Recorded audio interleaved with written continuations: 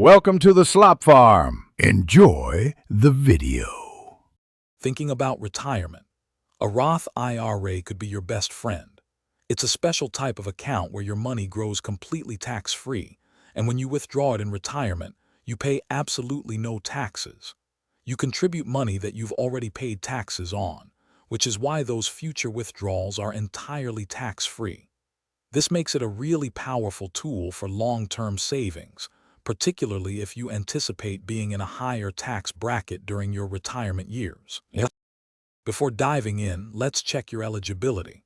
There are specific income limits for direct Roth IRA contributions, meaning how much you can earn and still contribute.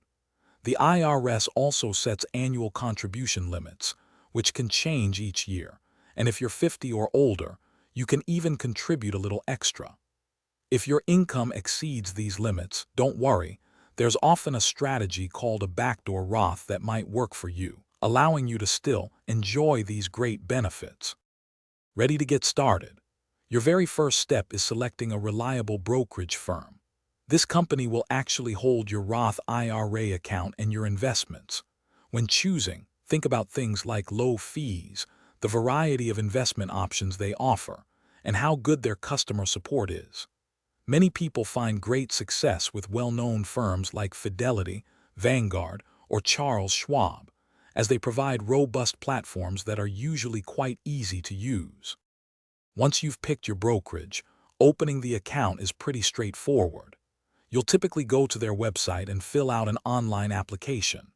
They'll ask for some basic personal information, including your social security number, your current address, and details about your employment. You'll also want to have a bank account ready to link, which makes it super easy to transfer money into your new Roth IRA whenever you're ready to contribute. You've opened it, now let's fund it and make that money work. After your account is set up, transfer money into your Roth IRA from your linked bank account. Remember, this is the after-tax money we talked about. Once the funds are in, you then choose what to invest in, whether it's mutual funds, exchange-traded funds, or even individual stocks. Make sure your investment choices align with your personal risk tolerance and, of course, your long-term financial goals. Thanks for watching. Consider subscribing if we helped you today.